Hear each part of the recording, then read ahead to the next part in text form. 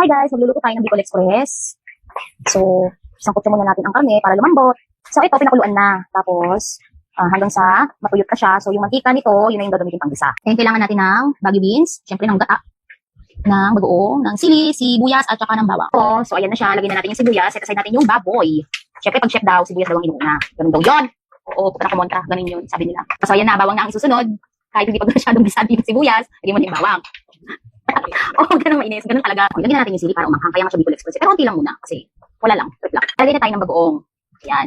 Yung iba hindi naglalagay ng bagoong. Pero itong kasama ko, gusto niya may bagoong.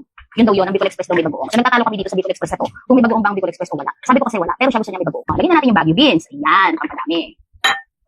Haluin para. Ayan. So mix-mix na siya. Ilagyan na natin ang gata. Sabi, yarn. Yan yun. Para makompleto ang Bicol Express. Siyempre, kailangan ng gata. Ayan. So, pangalawang gata. Dalawang sachet na gata yung ginamit namin para masarap, creamy. So, hayaan lang natin kumulo syempre para maluto ang gata at saka ang karne at saka lahat ng ingredients. So, antay lang tayo. Ilang minuto pa kukuluan?